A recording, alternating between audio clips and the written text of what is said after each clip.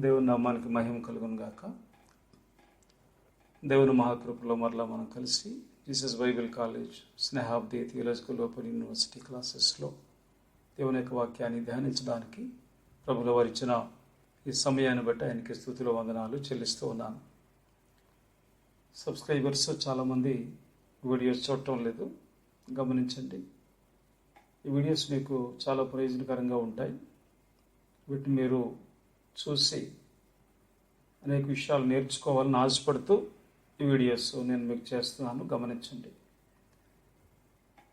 Subscribe చేసుకోకుండా ఎవరైనా videos చూస్తుంటే వీడియో చూసిన తర్వాత మీకు ప్రయోజనకరంగా ఉన్నాయి అనుకుంటే సబ్స్క్రైబ్ చేసుకోండి. Thank you very much. ఈరోజు మనము ఒక డిఫరెంట్ సబ్జెక్టు మాట్లాడుకోవాలనుకుంటున్నాను. శోధన అనేది సాధారణంగా మనుషులకు కలుగుతుంటుంది. శోధన, టెంప్టేషన్ అంటాం.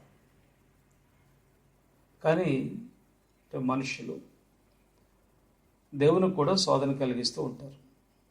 దేవుణ్ణి కూడా ఇబ్బంది పెట్టే ప్రయత్నం చేస్తుంటారు. దేవుణ్ణి టెస్ట్ చేస్తుంటారు. చాలా సందర్భాల్లో ఎటువంటి నిర్ణయము తీసుకోవాలో దేవునికి కూడా అర్థం కానట్టుగా క్రైస్తవులు దేవుని ఇబ్బంది పెట్టే ప్రయత్నం చేస్తూ ఉంటారు. ఒక చిన్న ఎగ్జాంపుల్ చెప్పి నేను ముందుకెళ్తాను. ఎలక్షన్స్ అయినాయి. అన్ని పార్టీల వారు చర్చెస్కు వచ్చి పాస్టర్స్తో ప్రార్థన చేయించుకుంటూ ఉంటారు. టీడీపీ వారు వచ్చారనుకోండి, ఎవరిని గెలిపించమని ఆ పాస్టర్ గారు ప్రార్థన చేస్తారు. వైసీపీ వారు వచ్చారనుకోండి, వారిని గెలిపించమని ప్రార్థన చేస్తారు. బీజేపీ వారు వచ్చినా కూడా చర్చకు వచ్చి మా కోసం ప్రార్థన చేయమని అడిగితే వారిని కూడా గెలిపించమని ప్రార్థన చేస్తూ ఉంటారు. ఇక కాంగ్రెస్ వారు వస్తే వారిని కూడా గెలిపించమని ప్రార్థన చేస్తూ ఉంటారు. ఒక ఎలక్షన్లో ఒకరే కదా గెలుస్తారు. 4 పార్టీల వారు వచ్చినప్పుడు 4 పార్టీల వారిని కూడా గెలిపించండి అని దేవునికి ప్రార్థన చేయడం అంటే దాన్ని ఏమనాలి? ఒకేసారి 4 గెలిపించడం దేవునికి సాధ్యమవుతుందా? మరి ఇటువంటి ప్రార్థనలు ఎందుకు చేస్తుంటారు? ఇది కరెక్ట్ కాదు కదా. దేవుడు వింటున్నారు, మౌనంగా ఉన్నారు కదా అని చెప్పి ఏది పడుతుంది, ఏది తోచుతుంది మాట్లాడితే దేవుని యొక్క ఉగ్రత ఆ సేవకుని మీదకి రాదా? దేవునితో ఆటలాడడం అది అంతకన్నా ఏమనాలి చెప్పండి? ఎవరో ఒకరే కదా గెలుస్తారు. ఇటువంటి ప్రార్థనలు చేస్తున్న సేవకులు, ఇటువంటి ప్రార్థనలు చేస్తున్న విశ్వాసులు ఎవరైనా సరే మీరు ఖచ్చితంగా దేవునికి లెక్క చెప్పవలసి ఉంటుంది, గమనించండి. మరి ఏం చేయాలి? నిజానికి ఎలక్షన్స్లో గెలవడం అనేది దేవుని చేతిలో ఉండదు, మనుషుల చేతిలో ఉంటుంది. ఆ ప్రజలందరూ ఎవరికి ఓటేస్తే వారే గెలుస్తారు. గెలిచిన వాళ్ళేమో యేసుప్రభు వారిలో పవర్ ఉందంటారు. ఓడిపోయిన వాళ్ళందరూ యేసుప్రభు వారిలో పవర్ లేదు, అందుకే మేము ప్రార్థన చేసినా సరే మేము ఓడిపోయామని అంటారు. ఇది ఎంతవరకు కరెక్టో సేవకులైన వారు ఆలోచించండి. దేవునికి అవమానం తీసుకొచ్చేలాగిన ఎవరికి కూడా ప్రవర్తించకూడదు. దేవుని చిత్తం అయితే అన్న పదాన్ని ఉపయోగించండి. ఓకేనండి, మేము మీకోసం ప్రార్థన చేస్తాం. దేవుని చిత్తమైతే మీరు గెలుస్తారు అని ఒక మాట అనవచ్చు. లేక ఇది గెలుపు ఓటములు దేవుని చేతిలో ఉండవండి, ప్రజల చేతిలో ఉంటాయి. మీరు ప్రజలకు మంచి చేస్తే ప్రజలు మిమ్మల్ని గెలిపిస్తారు. మీరు ప్రజలకి మంచి చేయకపోతే మీరు గెలవకపోవచ్చు అని మీ క్షేమం కొరకు మాత్రం మేము ప్రార్థన చేస్తాం. మీరు గెలవాలో మీరు గెలవకూడదో ప్రజలు నిర్ణయిస్తారు. మీరు క్షేమంగా ఉండాలని, మీరు రక్షణ పొందాలని, మీరు ప్రభువును తెలుసుకోవాలని, దేవుని కృప మీకు తోడుగా ఉండాలని ఆశిస్తూ ప్రార్థన చేస్తాం అని అంటే సరిపోతుంది. అంతేగాని ప్రభు ఆయన్ని గెలిపించండి, ప్రభు ఆయన్ని గెలిపించండి అని చెప్పడం అనేది దేవుణ్ణి శోధించడము, దేవుణ్ణి పరీక్షించడం అవుతుంది. మీకు ఈ ఎగ్జాంపుల్ ఈజీగా అందరికీ అర్థమవుతుంది కనుక తీసుకున్నాను. టెంప్టేషన్ టు గాడ్, నా మనస్సులో పుట్టిన ఆలోచనలను బట్టి దేవుడు ప్రవర్తించాలి, నేను అనుకున్నది దేవుడు చేయాలి, నేను కోరుకున్నది దేవుడు చేయాలి, అది ఎట్టి పరిస్థితుల్లోనైనా దేవుడు చేయాలి అనే ఆలోచన కలిగి ప్రార్థన చేస్తుంటారు చాలామంది. దాన్ని ఏమంటాము? దేవునికి టెంప్టేషన్ అంటాం. దేవుడు natural loss, human orders, human systems వీటన్నిటిని అబ్జర్వ్ చేస్తూ ఉంటారు. దేవునికి ఒక ధర్మం ఉంది, ఒక క్రమం ఉంది, ఒక విధానం ఉంది, ఒక పద్ధతి ఉంది. వాటికి అనుగుణంగానే దేవుడు చేస్తారు. మనుషులు 9 నెలలు సుమారుగా తల్లి గర్భంలో ఉండి జన్మిస్తున్నారు. యేసు ప్రభువారు దేవుడు అయినప్పటికీ పరిశుద్ధాత్మ శక్తి ద్వారా ఆయన ప్రత్యక్షంగా మరియమ్మ గారి గర్భంలో శిశువుగా మారినప్పటికీ 9 నెలలు సుమారుగా ఆయన కూడా గర్భంలోనే ఉన్నారు. నేను దేవుణ్ణి కదా అని చెప్పి 9 గడియల్లో ఆయన బయటికి రాలేదు. అంటే దేవుడు మనుషులకు ఏ పద్ధతినైతే పెట్టారో ఆయన కూడా అదే పద్ధతిలో ఉన్నారు. ఆ పద్ధతిలోనికి ఆయన వచ్చారు. ఆ పద్ధతికి వ్యతిరేకంగా దేవుడు చేయాలని కోరుకుంటే అది తప్పు అవుతుంది. ప్రత్యేకంగా దేవుడు ఏదో చేయాలి అని అనుకోవడం అనేది సరైనది కాదు. మిరకల్స్ వేరు. మిరాకిల్ అనేవి దేవుడు చేస్తారు. ఆయా సందర్భాల్లో అప్పుడప్పుడు ఎవరెవరికో దేవుడు చేస్తారు. అది ఆయన నిర్ణయం మీద ఆధారపడి ఉంటుంది. ఇక్కడ మనం టెంప్టేషన్స్ మాట్లాడుకుంటున్నాము. మనుషులకు కలిగే శోధన కాదు ఇది, దేవునికి మనుషుల నుండి కలిగే శోధన. క్రైస్తవులైన వారు, సేవకులైన వారు దేవునికి శోధనలు కలిగిస్తూ ఉంటారు. అవి ఎలా ఉంటాయో చూద్దాం. ద్వితీయోపదేశకాండము 30 నుంచి మనం చూస్తే కొన్ని విషయాలు అక్కడ మనకి కనిపిస్తున్నాయి. I have set before you life and death, the blessing and the curse. Choose life then that you and your descendants may live by loving the Lord your God, obeying his voice and holding fast to him. ఇజ్రాయేలీలతో దేవుడు మాట్లాడుతూ life and death, జీవము మరణము రెండు మీ ముందే పెడుతున్నాను. మీరు ఏది కావాలో కోరుకోవచ్చు. నేనైతే మీరు జీవం కోరుకోవాలని ఆశపడుతున్నాను, కానీ మీరు మరణాన్ని కోరుకుంటానంటే మీ ఇష్టం. మోషే గారి ద్వారా తెలియచేసిన మాటలు చూస్తున్నాం. ఈ లోకములో మనం జీవిస్తున్నప్పుడు మన నిర్ణయాలు అనేకము మన సొంత నిర్ణయాలుగా మనం తీసుకుంటాం. దేవుడు మనకి ఆ స్వతంత్రత ఇచ్చారు. సాధారణంగా దేవుడు చాలాసార్లు మన నిర్ణయాల్లో కలుగు చేసుకోరు. Massah Meribah. మస్సా అంటే టెస్టింగ్, మెరీబా అంటే ఆర్గ్యూయింగ్, క్వారెలింగ్, స్ట్రైఫ్ అన్న మీనింగ్స్ వస్తాయి. నిర్గమకాండం 14 చదవండి. 10 times Israelites tested God in the wilderness. అరణ్యములో 10 సార్లు ఇజ్రాయేలు ప్రజలు దేవుని పరీక్షించారు. ఏమిటి ఆ పరీక్షలు అంటే గనక నిర్గమకాండము 14వ అధ్యాయము 11, 12 వచనాలు చూస్తే, lacking faith before the crossing of the Red Sea, ఎర్ర సముద్రాన్ని దాటడానికి ముందు వారు దేవుని పట్ల ఉన్న విశ్వాసాన్ని కోల్పోయారు. లేక సముద్రం మమ్మల్ని ఎలా దాటిస్తారు అని వారు దేవుని టెస్ట్ చేయడం ప్రారంభించారు. రెండవది, complaining over the bitter water at మరా, నీళ్లు చేదుగా ఉన్నాయి అని వ్రాశారు. అది చేదు అని కొన్ని చోట్ల ఉన్నారు, జబ్బు నీళ్లు అని ఒక చోట అన్నారు.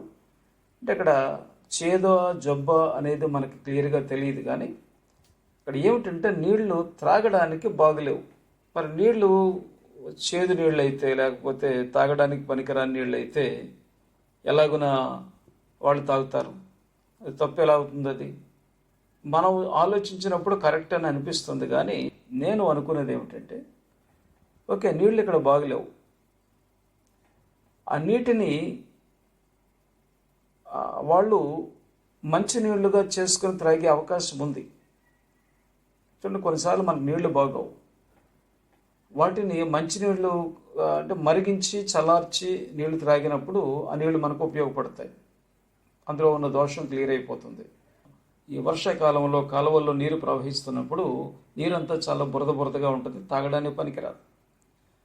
అప్పుడు ఏం చేస్తామంటే ఆ పక్కన ఇసుకలో గొయ్యి తీస్తే ఈ బురదంతా కూడా ఫిల్టర్ అయిపోయి మంచినీళ్ళు వస్తాయి. ఆ నీళ్లు తాగుతాం. టెస్ట్ అని దేవుడు చెప్పారు. వీరు నన్ను శోధిస్తున్నారు, నన్ను పరీక్షిస్తున్నారు అని దేవుడు చెప్పారు. అంటే వీళ్ళకి ఆ చేదు నీళ్ళని ఏదో ఒక మార్గంలో ఫిల్టర్ చేసో లేకపోతే మరొకటో చేసి మంచినీళ్ళుగా మార్చుకుని త్రాగే అవకాశం వీళ్ళకి ఉన్నది. కానీ మనం ఎందుకు చేస్తాము? దేవుడు తీసుకొచ్చారు కాబట్టి దేవుడే మనకు మంచినీళ్ళు ఇస్తారు. ఇచ్చే వరకు ఎవరు కూడా ఈ నీటిని మీరు ఆల్టర్ చేసుకునే పని లేదు, మీరు మరొకలాగానే చేసి నీళ్లు తాగాల్సిన అవసరం లేదు, మీరు ఆగండి అని దేవుని టెస్ట్ చేశారు. మూడవది, complaining in the desert of Sin. There we sat around pots of meat and ate all the food we wanted, but you have brought us out into this desert to starve with the entire assembly to death. 16వ అధ్యాయం 3వ వచనం, నిర్గమాకాండం. ఐగుప్తు నుంచి వారు బయలుదేరి ఈ ప్రదేశానికి వచ్చేసరికి 20 నుంచి 30 రోజులు, కనీసం 1 నెల రోజులు వీరు మాంసం తినకుండా ఆగలేకపోయారు. ఫుడ్ లేక కాదు, మన్నా కురిపిస్తున్నారు దేవుడు. ఐగుప్తు నుండి వీరు తెచ్చుకున్న బ్రెడ్ అంతా కూడా అయిపోయేసరికి మన్నా కురవడం స్టార్ట్ అయింది.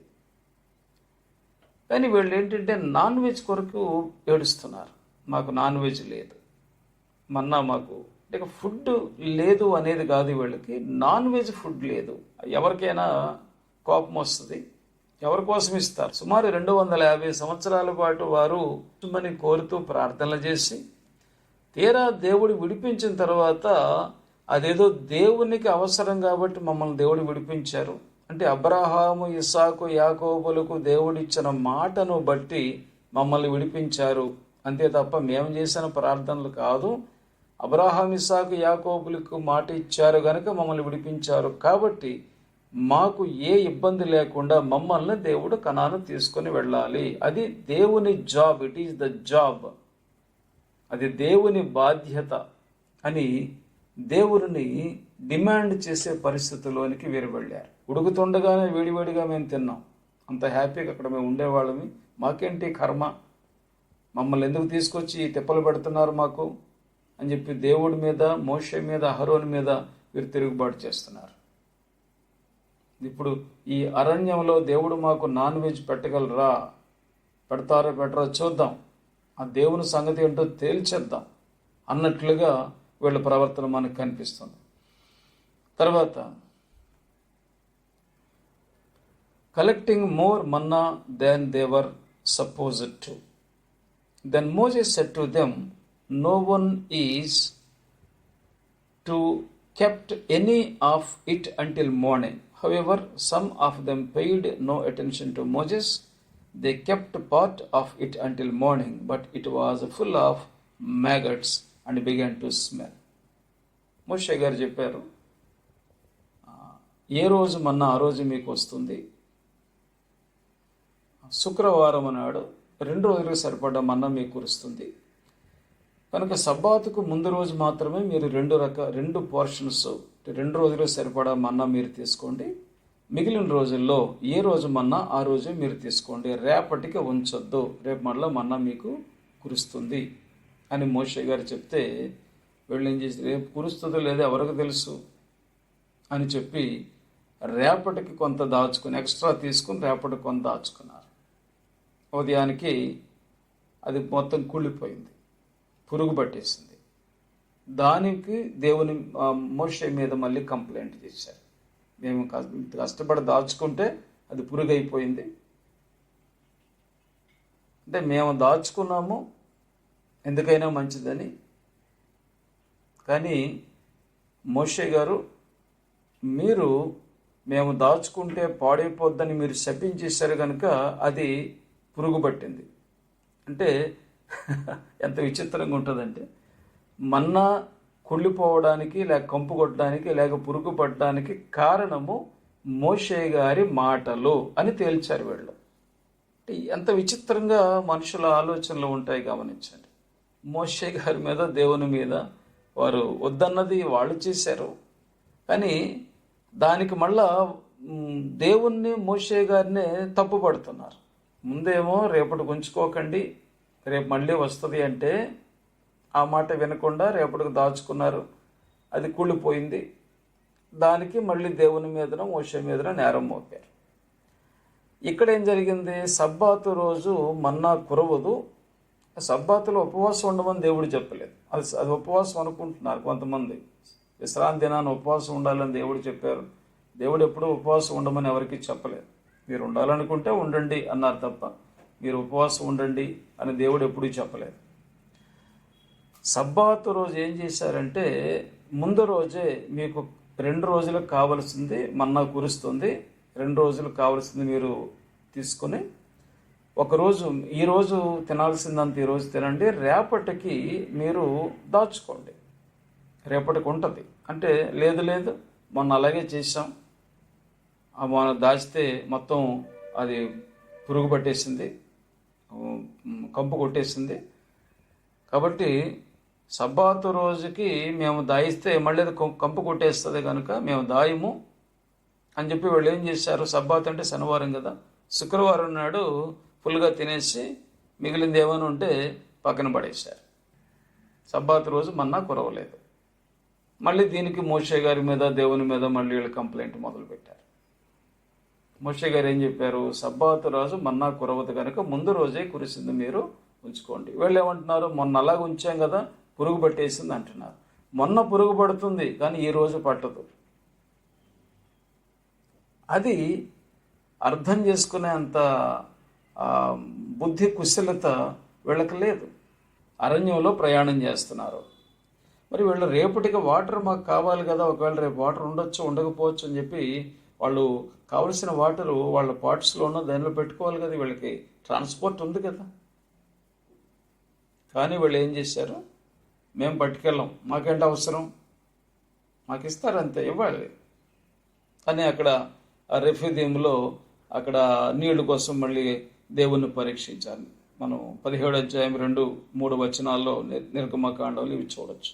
ఇక 7వది, engaging in idolatry in the golden calf incident. బంగారు దూడను తయారు చేసుకున్నారు, దేవుడు వద్దన్నది మరలా చేశారు. ఎంత కోపం వస్తుందో దేవునికి మీరు ఆలోచించండి. అదే దేవునికి తప్పదన్నట్టుగా వాళ్ళు ప్రవర్తిస్తున్నారు. మాకు నచ్చిన దేవుణ్ణి మేము చేసుకుంటాం, మీతో మాకు పని లేదన్నట్టుగా ప్రవర్తిస్తున్నారు. ఒక దూడను తయారు చేసుకున్నారు, ఈ దూడే మా దేవుడు అన్నారు. ఆ దూడను పట్టుకుని మళ్ళీ మేము ఐగుప్తుకి వెళ్ళిపోతాం, మేము కనాను వెళ్ళాల్సిన అవసరం మాకేం లేదు, ఈ జర్నీ మాకేం నచ్చలేదు, ఈ మన్నా ఇవన్నీ మేము తినలేకపోతున్నాం, మాకేం బాగాలేదు, ఇది మేము మళ్ళీ వెళ్ళిపోతాం, ఈ దేవుడితో మాకు పని లేదు, మా దేవుడిని మేము తయారు చేసుకుంటాం అంటున్నారు. 8వది, complaining at Taberah. Now the people complained about their hardships in the hearing of the Lord, and when he heard them, his anger was aroused. Then fire from the Lord burned among them and consumed some of the outskirts of the camp. Numbers 11:1-2 verses. వీరికి ఇక్కడ issues ఏమీ లేవు, problems ఏమీ లేవు. Water ఉంది, food ఉంది, చక్కగా శఖ్యాన మేఘం ఉంది కదా, పగలు ఎండ తగలకుండా రాత్రి లైట్ ఇవన్నిటి కొరకు దేవుడు అన్నీ ప్రొవైడ్ చేశారు. వీళ్ళకంటే జర్నీ కష్టంగా ఉంది, మాకు ఇబ్బందిగా ఉంటుంది, ఇంత దూరం మేము ప్రయాణం చేయలేకపోతున్నాం, ఇన్ని రోజులు మేము ప్రయాణం చేయలేకపోతున్నాం, చిన్నపిల్లలు ఉన్నారు, ముసలోళ్ళు ఉన్నారు, మేము నడవడానికి చాలా ఇబ్బందిగా ఉంటుంది, ఈ జర్నీ మాకు నచ్చలేదు, ఇన్ని రోజుల ప్రయాణం మాకు నచ్చలేదు, మమ్మల్ని ఫాస్ట్గా స్పీడ్గా తీసుకెళ్ళి కనాన్లో పెడతారనుకుంటే ఇన్ని రోజులు ఎందుకు మమ్మల్ని ఎలా నడిపిస్తున్నారు? దేవుని కోపం ఇంకా ఆగలేదు. చాలా ఓర్చుకున్నారు దేవుడు. ఈ 7 సార్లు దేవుణ్ణి వారు పరీక్షించారు. సరైన దేవుడు ఓపిక పట్టారు. ఇక 8వసారి దేవుడికి ఓపిక పట్టలేదు. ఏం జరిగింది? ఎలా ముట్టుకుందో తెలియదు కానీ అగ్ని ముట్టుకుంది. ఈ పాళెం చివర్ల నుంచి కాలుతూ కాలుతూ కాలుతూ వచ్చేస్తుంది, కాలిపోతుంది. మనుషులు కూడా ఆ అగ్నిలో చనిపోయారు. దేవుని కోపం వస్తే అలా ఉంటుంది. 9వది complaining over the lack of food. అంటే వీళ్ళకి ఇంకా ఆ మన్నా మీద వీళ్ళకి ఇంట్రెస్ట్ పోయింది. ఏం తింటాం రోజు? జర్నీలో ఏదుంటే తినేయాలి. మేము జర్నీలో ఉన్నప్పటికీ మాకు అన్ని రకాలైన ఆహారము కావాలి. ఏదో మీరు మామూలు భోజనం పెడితే మాకు నచ్చదు. షడ్రుషోపేతమైన భోజనం అంటారు, లేక పంచభక్ష్య పరమాన్నాలు. అడవులు ఎక్కడి నుంచి వస్తుంది వీళ్ళకి? అంటే వీళ్ళకి ఫుడ్ ఉన్నది కానీ అక్కడితో వాళ్ళు సాటిస్ఫై కాలేదు. ఇక 10వది చూస్తే failing to trust God and enter the promised land. కనాన్లోనికి వెళ్ళాలి. నంబర్ సంఖ్యాకాండం 14:1-4 మీరు చూస్తే వాళ్ళు వేగుల వారిని పంపించారు. వాళ్ళు చూసి వచ్చారు. వచ్చిన తర్వాత వాళ్ళు ఏదో చెప్పారు, నెగిటివ్ రిపోర్టు. 10 మంది ఏమో వాళ్ళందరూ మనకన్నా చాలా బలవంతులు, మనం చంపేస్తారు అక్కడికి వెళితే అన్నారు. కాలేబ్ యెహోషువలు మాత్రం లేదు లేదు, మనకు దేవుడు తోడుకుంటారు, మనం వెళదాం అన్నారు. ఇద్దరు మాటలను తీసేసి పక్కన పెట్టి 10 మంది చెప్పిన దాన్ని పట్టుకుని ఏడవడం మొదలుపెట్టారు. దేవునికి చాలా అసహ్యం వేసింది వీళ్ళని చూస్తే. దేవునికి శాంతం ఉంటుంది, అది దీర్ఘశాంతం అన్నారు, కానీ సంపూర్ణ శాంతం కాదు, దీర్ఘశాంతం. మనకన్నా మనుషుల కన్నా దేవుడు ఎక్కువగా ఓపిక పడతారు. కానీ ఎప్పుడూ దేవుడి కోపం రాదు, దేవుడు ఎంత చేసినా ఏమీ అనరు అనేది పూర్తిగా తప్పు. ఇక్కడ సాతానుడు ఎలా శోధించాడు? 3 సార్లు సాతానుడు శోధించినట్లుగా మనకు రికార్డెడ్గా ఉన్నది. అయితే మార్కు గారు రాసింది కానీ లూకా గారు రాసింది కానీ చూస్తే 3 సార్లు మాత్రమే కాదు, ఆ యోర్దాను అరణ్యంలో యేసు ప్రభు వారు ఉన్న 40 దినాలు కూడా సాతానుడు కంటిన్యూగా యేసు ప్రభు వారిని శోధిస్తూనే ఉన్నాడు అనేది మనకి క్లియర్గా తెలుస్తుంది. కాకపోతే ఒక 3 ఎగ్జాంపుల్స్ మాత్రం మనకి రాశారంతే. ఇంకా చాలా రకాలుగా సాతానుడు యేసు ప్రభు వారిని టెంప్ట్ చేశారు. కానీ 3 మనకి చూస్తే మొదటిది ఏమిటంటే ఫుడ్ గురించి. ఆకలేస్తున్నప్పుడు రాళ్ళు రొట్టెలు చేసుకుని తినమంటాడు. అంటే సాతానుడు యేసు ప్రభు వారిని దేవుడు ఆయనకు తోడుగా ఉన్నారా లేదా, లేక దేవుని శక్తి ఆయనకు తోడుగా ఉందా లేదా, లేక దేవదూతలు ఆయనకు తోడుగా ఉన్నారా లేదా, ఆయన పిలిస్తే వెంటనే పలుకుతున్నారా లేదా టెస్ట్ చేసుకోమని ఒక ఆలోచన ఇచ్చాడు. 3వది ఏమిటంటే లూసిఫర్ని అతని దూతల్ని తోసేశారు, పరలోకంలో ఉండకుండా బయటికి పంపించేశారు. వాళ్ళు భూమి మీదకి వచ్చి అక్కడ ఆవాసం తీసుకున్నారు. దేవుడు సర్లే ఎక్కడ దగ్గర ఉన్నాయిలే, ఎందుకంటే మనుషుల సంగతి కూడా తేలాలి కనుక ఉండేవలే అని చెప్పి దేవుడు ఇక్కడ ఉంచారు. మనం కలిసిపోదాం, రాజీ పడదాం, ఏదైతే నేను పరలోకంలో ఆశించానో అది నాకు ఇచ్చేయండి, ఇది మీకు ఇచ్చేస్తాను, నేను మళ్ళీ పరలోకం వచ్చేస్తాను, నా కోరుకున్న అధికారం నాకు మీరు ఇచ్చేయండి, ఇదంతా మీకు ఇచ్చేసి వెళ్ళిపోతాను, మీరు చనిపోవాల్సిన అవసరం లేదు, ఎందుకంటే ఇక మిమ్మల్ని అపోజ్ చేసేవాళ్ళు ఎవరు ఉండరు అని సాతానుడు యేసుప్రభు వారితో చాలా మంతనాలు చేశాడు. అవన్నీ మనకు రాయలేదు, యేసుప్రభు వారు ఒప్పుకోలేదు. దేవాలయంలో భక్ష్యములు దేవునికి కానుక ఇచ్చారు. వండిన పదార్థాలు, గోధుమ పిండితో వండిన పదార్థాలను దేవునికి నైవేద్యంగా ఇచ్చారు, కానుక ఇచ్చారు. ఆ హేబేలు అర్పించిన గొర్రెల్ని మేకల్ని దేవుడు చంపుకొని తినేశారా? ఆ ధాన్యాలని దేవుడు తిన్నారా? దేవుడు ఆహారం, మనం ఇచ్చే ఆహారం దేవుడు తినరు కదా. అక్కడ దేవుడు ఎందుకు కయ్యను దేవుడు రిజెక్ట్ చేశారు అంటే కనుక కయ్యను మనస్తత్వం మంచిది కాదు మనకు తెలుసు. తమ్ముడిని చంపే క్రూరుడు. అలాంటి వాడు ఆ దేవుడికి ఇచ్చేసి, అంటే వాడికి పండిన పంట దేవునికి ఇచ్చి దేవుణ్ణి తన రూట్లో తెచ్చుకోవాలని ప్రయత్నం చేశాడు. దేవునికి కానుకలు ఇచ్చేస్తే దేవుడికి నన్ను తమ్ముడిని చంపేసినా సరే దేవుడు నన్ను ఏమీ తప్పు పట్టరు అనే ఒక అతి తెలివితేటలతో కయ్యను దేవునికి కానుకలు పట్టుకొచ్చాడు. అందువల్ల దేవుడు రిజెక్ట్ చేశారు. కయ్యనికి ఎటువంటి బుద్ధి చెప్పారు దేవుడు?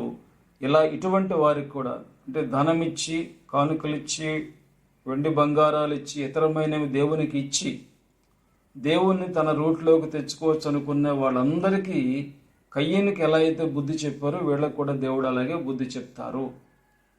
మనము ఆ వస్తువులు ఇచ్చి, వాహనాలు ఇచ్చి, వెండి బంగారాలు ఇచ్చి దేవుని మనకు నచ్చినట్టుగా చేయించుకోవచ్చు అనుకుంటే అంతకన్నా అజ్ఞానం మరొకటి ఉండదు. అటువంటి ఆలోచనలు ఎవరికి కూడా ఉండకూడదు. దేవుడు తన ఆజ్ఞలు ఎవరైతే పాటిస్తున్నారో, తన చిత్తాన్ని ఎవరైతే చేస్తున్నారో వారి ప్రార్థన మాత్రమే ఆలకిస్తారు. ప్రకటన గ్రంథంలో మీరు చూస్తే పరిశుద్ధుల ప్రార్థనలు దేవుని సన్నిధికి చేరినవని క్లియర్గా వ్రాశారు. మరి మిగిలిన ప్రార్థనలు ఏమైనాయి? చెత్తబొట్టలోకి వెళ్ళాయి. కనుక మన ప్రార్థన దేవుని సన్నిధికి చేరాలంటే మనం పరిశుద్ధులమై ఉండాలి, దేవుని శిష్యులమై ఉండాలి, దేవుని చిత్తాన్ని జరిగిస్తున్న వారమై ఉండాలి. నేను చెప్పింది చేయకుండా ప్రభువా ప్రభువా అని ఎందుకు పిలుస్తున్నారు? నన్ను పిలవకండి, నాకు చిరాకు, నాకు అసహ్యం. చెప్పింది చేసిన తర్వాత పిలవండి అని యేసు ప్రభు చాలా డైరెక్ట్గా చెప్పారు. ఇక్కడ ఒక ఎగ్జాంపుల్ కూడా చెప్తారు ప్రభు వారు. ఒక మంచి ఉదాహరణ, 2 ఇళ్ళు, ఇసుక మీద కట్టిన ఇల్లు, ఆ రాతి పునాది మీద కట్టిన ఇల్లు. వరదలు వచ్చాయి, ఇసుక పునాది తీసి కట్టిన ఇల్లు పడిపోయింది, రాతి పునాది కట్టిన ఇల్లు నిలబడింది. అంటే ప్రభువా ప్రభువా అని ప్రార్థన చేస్తున్న వారికి అర్థమవడం కొరకు ఈ ఉపమానాన్ని యేసు ప్రభు చెప్పారు. అంటే మీరు ప్రార్థన చేసినంత మాత్రాన మీ ఇల్లు నిలబడదు. అది ఇసుక మీద కానీ మీరు కట్టారంటే అది ఖచ్చితంగా కూలిపోతుంది. దేవుని ఆజ్ఞలను అనుసరించి, దేవుని చిత్తాన్ని అనుసరించి చేసే భక్తి నిలబడుతుంది. కానీ దేవుని మాటకు లోబడకుండా, దేవుని ఆజ్ఞలు అనుసరించకుండా నేను ఎంత భక్తి చేసినా ఆ భక్తి ఎన్నికలోనికి రాదు. ప్రార్థనలు, ఉపవాసాలు, నైవేద్యాలు, కానుకలు, ఇదంతా కూడా భక్తి. ఈ భక్తి అనేది నిలబడాలి అంటే, మనం చేసిన భక్తి అంగీకరించబడాలి అంటే కనుక ఖచ్చితంగా మనము దేవుని ఆజ్ఞలు అనుసరించే వారమై ఉండాలి. అలా దేవుని ఆజ్ఞలు అనుసరించకుండా మన ఇష్టానుసారంగా మనం జీవిస్తూ, మనం నచ్చినట్టుగా జీవిస్తూ, కేవలము ప్రార్థనల వల్ల, ఉపవాసాల వల్ల, కానుకల వల్ల దేవుడు నేను చేసే భక్తిని అంగీకరిస్తారని ఎవరైనా అనుకుంటే కనుక వారి ఇల్లు కూలిపోతుంది, వారి భక్తి నాశనమైపోతుంది, పతనమైపోతుందని యేసు ప్రభు వారు చాలా డైరెక్ట్గా చెప్పారు. ఇందులో మొహమాటం అయితే మీరు డైరెక్ట్గా చెప్పారు ఆయన. ఓకేనండి. దేవుణ్ణి శోధించడం ఇది. దేవుని ఆజ్ఞలకు లోబడకుండా ఇష్టానుసారంగా ప్రవర్తిస్తూ దేవునికి లంచం ఇచ్చి మేము అనుకున్న దేవుడు చెయ్యాలి అని అనుకోవడం అనేది అది శోధనే కదా, దేవుని టెంప్టింగ్. తర్వాత ఫాస్టింగ్, చాలామంది ఉపవాసాలు చేస్తుంటారు. మంచిదే, చెయ్యండి, ఎవరు వద్దనరు.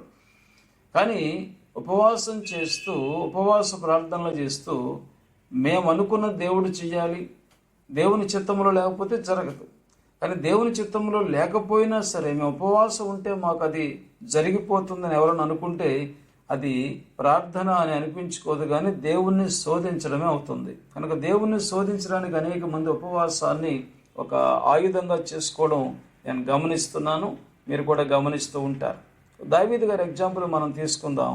2 సమూయేలు 12:16-20 వచనాలు చూస్తే, బత్షెబాతో చాలా ఘోరమైన నేరము, తప్పు చేశాడు, ఈయన పాపం చేశాడు. ఇప్పుడు కొడుకును బతికించమని ఉపవాసం ఉండి దేవునికి ప్రార్థన చేస్తున్నాడు. దేవుడు ఒప్పుకుంటారా? ఒప్పుకోరు. దేవుడు ఆ బిడ్డను బ్రతికించలేదు. జబ్బు చేసింది, దేవుడు చంపేయలేదు, కానీ దేవుడు బతికించలేదు. ఉపవాసం ఉన్నంత మాత్రాన దేవుడు నా మాట వినేస్తారు, నేను అనుకున్న చేసేస్తారని అనుకుంటే అది పొరపాటని దావీదు గారికి దేవుడు టీచింగ్ ఇచ్చారు. మనకు కూడా ఆ టీచింగ్ వర్తిస్తుంది. Tempting is nothing but breaking God's law and try to provoke God to break or alter the laws of God himself. దేవుణ్ణి శోధించడం అంటే ఏమిటంటే దేవుని చిత్తము, అంటే దేవునికి ఒక చట్టం ఉంటుంది, న్యాయం ఉంటుంది, ధర్మం ఉంటుంది. దేవుడు ఒక పద్ధతిలో వెళ్తారు.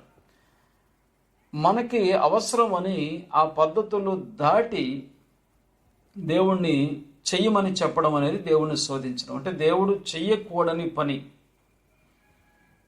చెయ్యమని ప్రేరేపించడం, దేవుణ్ణి ప్రార్థించడం, అడగడం అనేది దేవుణ్ణి శోధించడం అవుతుంది. People try to alter God's character for themselves. మా కోసం దేవుడు ఇది చెయ్యాలి అని ప్రజలు కోరుకుంటారు. అది కరెక్ట్ కాదు అని వారికి తెలిసినా కూడా మా కోసం దేవుడు చేస్తారు, మేము భక్తులం కనుక దేవుడు మా కోసం చేస్తారు, చెయ్యాలి అని చెప్పి కోరుకోవడం అనేది దేవుని శోధించడం అవుతుంది. Satan used the words to tempt Jesus our Lord is the words spoken by Father God at his baptism. సాతానుడు యేసు ప్రభువు వారు బాప్తిస్మం తీసుకున్నప్పుడు తండ్రి అయిన దేవుడు మాట్లాడిన మాటలనే ఇప్పుడు యేసు ప్రభువు వారిని శోధించడానికి, యేసు ప్రభువు వారిని రాంగ్ రూట్లో తీసుకెళ్ళడానికి ఉపయోగించుకున్నాడు. ద్వితీయోపదేశ కాండంలో వచనాలనే ఉపయోగించి యేసు ప్రభువు వారిని తప్పు చేయించడం కొరకు సాతానుడు ఉపయోగించుకున్నాడు. అంటే సాతానుడు బైబిల్ని ఉపయోగించి మనకు అర్థమయ్యే భాషలో చెప్పాలంటే బైబిల్ని ఉపయోగించి ఆ క్రైస్తవుల్ని తప్పుదారిలో పట్టించే ప్రయత్నం చేస్తున్నాడు. ఈ బైబిల్ని ఉపయోగించుకొని కొంతమంది క్రైస్తవులు దేవుణ్ణి తప్పు రూట్లోకి తీసుకొచ్చే ప్రయత్నం చేస్తున్నారు. ఈ మధ్య నేను అబ్జర్వ్ చేస్తున్నాను, కొంతమంది ప్రార్థన చేస్తున్నప్పుడు బైబిల్లో రెఫరెన్సులు చూపించి దేవుడికి ప్రార్థన చేస్తున్నారు. అంటే దేవుడికి బైబిల్ తెలియదని అనుకుంటున్నారా? పలానా రెఫరెన్స్లో మీరు ఏం చెప్పారో మీరు మర్చిపోయినట్టున్నారు, దేవుడా ఇదిగో ఆ రెఫరెన్స్ ఒకసారి గుర్తు చేసుకోండి, బైబిల్ ఒకసారి చూసుకోండి అని చెప్పి దేవుడికి బైబిల్ వెరిఫై చేసుకోమని చెప్పి వీళ్ళు ప్రార్థన చేస్తున్నారా? లేకపోతే ఆ రెఫరెన్స్లో ఆ మాట ఇచ్చారు కనుక చచ్చినట్టు చేయాల్సిందే, మా ఇష్టం వచ్చినట్టు ఉంటాం, మాకు నచ్చినట్టుగా మేము బ్రతుకుతాం, మీ ఆజ్ఞలు పాటించవలసిన అవసరం మాకు లేదు, కానీ ఫలానా రిఫరెన్స్లో మీరు చెప్పారు కాబట్టి మాకు చేసి తీరాలి అని డిమాండ్ చేస్తున్నారా? అంటే దేవుణ్ణి ఇరికిస్తున్నారా బైబిల్ వాక్యాలు చూపించి క్రైస్తవులు? ఉపవాసాలుండి లేక కానుకలు ఇచ్చి దేవుణ్ణి ఇరికించే ప్రయత్నం చేస్తున్నారా? దేవుణ్ణి టెంప్ట్ చేస్తున్నారా? అన్నారు కాబట్టి చేసి తీరాలంటున్నారా? ఇది కరెక్టేనా? ఇది రైట్? సర్వజ్ఞాని అనే దేవుడు, అటువంటి దేవుణ్ణి మనము తెలిసి తెలియని ప్రార్థనలు చేసి, స్వార్థపూరితమైన ప్రార్థనలు చేసి, దురాశ ధనాపేక్షతో కూడిన ప్రార్థనలు చేసి, ఆ ప్రార్థనలకి దేవుడు జవాబు ఇవ్వాలని, వాటిని జరిగించాలని కోరుకోవడం అనేది దేవుణ్ణి శోధించడం కాదా? దేవుణ్ణి శోధించిన వారు ఎవరైనా సరే వారు సాతాను అనుచరులే. అంటే 4 విషయాల్లో దేవుని యేసు ప్రభు వారిని సాతాను శోధించాడు. ఒకవేళ ఈ 4 విషయాలతో మనం కూడా దేవుణ్ణి శోధిస్తే మనం కూడా సాతాను పక్షాన ఉండి దేవుణ్ణి శోధించిన వారు అవుతాం తప్ప దేవుని చిత్తాన్ని జరిగించిన వారు అవ్వము. అందువల్ల మనం చేసే ప్రార్థన, మనం చేసే విన్నపము అది దేవుని చిత్తానికి అనుకూలంగా ఉన్నదా లేకపోతే దేవుని చిత్తానికి వ్యతిరేకంగా ఉన్నదా చూసుకోవాల్సిన బాధ్యత మనకుంది. దేవుని చట్టాలకి, దేవుని న్యాయ ధర్మశాస్త్రాలకు అనుకూలంగా ఉన్నది ప్రార్థన చేస్తున్నామా లేకపోతే విరుద్ధమైన ప్రార్థన చేస్తున్నామా చూసుకోవాలి. దేవుని చిత్తానికి విరుద్ధమైనది మనం అడిగితే దేవుణ్ణి శోధించడం అవుతుంది. శోధించడం అంటే ఏమిటండి? దేవుడు చేయనన్నది చేయమని బలవంతం చేయడం, ఇవ్వను అన్నది ఇవ్వాలని బలవంతం చేయడం, కాదు అన్నది అవునని అనాలని బలవంతం చేయడం. This is the provoking of God. ఇది గమనించాలి. మనము చాలా జాగ్రత్తగా దేవుని దగ్గర ఉండాలి. దేవుడు సర్వజ్ఞాని, దేవుడు ఏం చేయాలో దేవునికి తెలుసు, ఏది ఇవ్వాలో తెలుసు, ఏది అవసరం లేదో దేవునికి తెలుసు. కనుక శిష్యులకు ఒక ప్రార్థన నేర్పించారు యేసు ప్రభు వారు. మీ చిత్తమే మాకు మా జీవితాల్లో జరుగునుగాక. పరలోకంలో మీ చిత్తం జరుగుతున్నది, భూలోకంలో జరుగునుగాక అంటే భూలోకంలో నేను జీవిస్తున్నాను కనుక నా జీవితంలో కూడా మీ చిత్తమే జరుగునుగాక అని ప్రార్థించమని యేసు ప్రభు చెప్పారు.